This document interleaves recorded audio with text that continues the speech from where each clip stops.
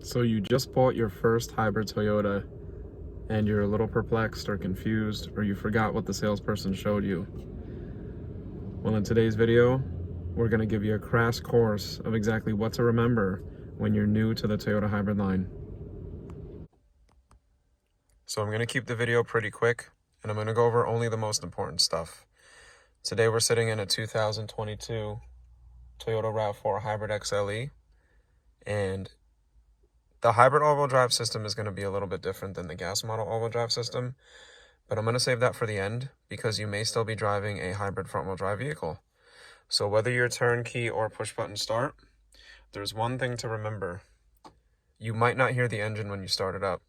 So when I start this vehicle up, what I'm going to look for is, I'm going to look for a little symbol here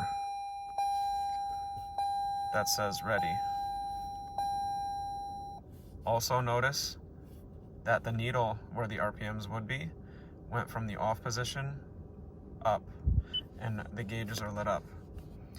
Now, if you only focus on the gauges being lit up, that might be confusing because look, if I shut it down and I put it on battery mode only, like to listen to music and have the air conditioner, the gauges light up, but notice how the needle is not above the off position over here, and there's no ready symbol. So you'll know that your hybrid Toyota is on and ready to drive if it says ready. And that's specifically why they have this little guy right here. Let me get close for you.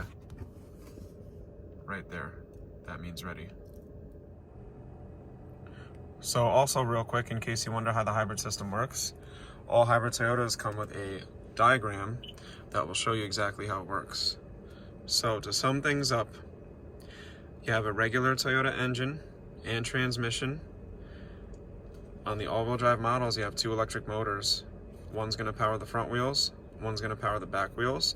Then you have your hybrid battery, which is located in the back of the vehicle. If it's a front-wheel drive model, you just won't have that electric motor in the back, but you'll still have the battery in the back of the vehicle.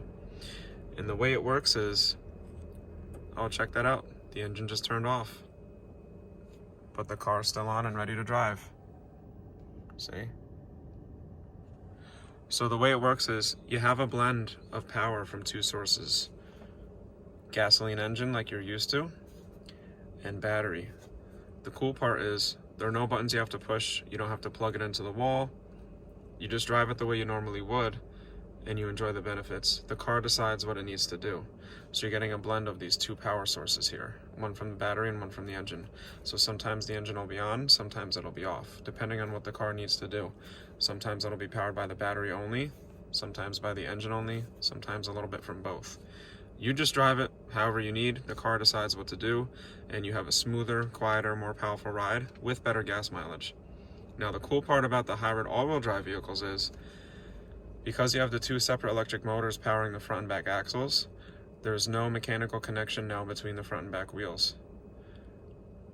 So on your gas models, you would have what's called a drive shaft, which is like a long metal pole that when you turn in the, when the all-wheel drive system is kicking in, it'll connect and start powering those back wheels. There's no more metal heavy parts moving around, increasing your wear and tear. They communicate electronically. So when you step on that gas pedal all the way, those back wheels will know to kick in, and they're powered on their own by that guy. So that's going to save on weight, it's going to save on the wear and tear, and that's why you have that boost of torque. One of the reasons why the hybrids actually have a little more torque is because electric motors are more efficient at getting things up to speed, but the gasoline engine is more efficient at keeping them at speed. So you're getting the best of both. So the diagram will show you basically the energy, where it's coming from and where it's going. So right now as we're parked, because we have the heat on, the car decided it needs to get a little bit more heat and power from the engine, and it's sending it to the battery. It's going to recharge every opportunity that it gets. And it's totally normal and expected for this battery level to go way down and way back up. In fact, one of the reasons why Toyota's hybrid batteries last so long is because they have such a high fluctuation of energy here. Now, when the battery is at a certain percentage, over 3/4, there's a button where you can hit EV mode, and it'll actually kick the engine off, and it'll become an electric vehicle. You can stay in electric mode at low speeds but it'll boost your gas savings if you do a lot of city driving, or if you running errands around the parking lots of the malls and stuff at lower speeds. And when you turn that button on, you'll see it say EV right there on the top left. Now I'm going to turn it off. Now I'm going to turn it on. Another thing people ask me is, well, when this battery eventually runs out, is the car going to stop driving? Not at all. In fact, when this battery runs real low, it's never going to run out completely. But when it runs low, it'll just choose this option until more energy goes back here. Another fun fact about your hybrid Toyota is it has a system called regenerative braking. So as you brake, it'll collect kinetic energy from the braking system and send that energy into the battery. So it is true that hybrid Toyotas can actually brake a little bit better. They have a shorter stopping distance, which is another reason why it's great to have a hybrid Toyota. So you have all these benefits. When you put your hybrid Toyota into sport mode, the screen here in the middle will light up red, and you're going to get a boost of power because all that torque is coming from the electric motors. When you put it into eco mode, your screen will go green, and it's going to depower you to boost your gas economy. And then if you go down to normal mode, the screen won't be colored, but, well, on some Toyotas it might be like a blue or a gray screen, but that's going to be a blend between the two. You can change those drive modes at any time while driving, and yes, you can do it while moving. And lastly, when you're driving around, you may notice that the engine just randomly turns off. Totally normal. That engine is supposed to go on and off on its own whenever it needs to. It's not going to hurt the car. Toyota's been doing this technology for a very long time, and they've been very successful with it. You'll see in any major city in the United States, most of the taxi companies are powered by hybrid Toyotas. And it makes sense because they want something that's going to have a low cost of ownership, be extremely safe, and very reliable.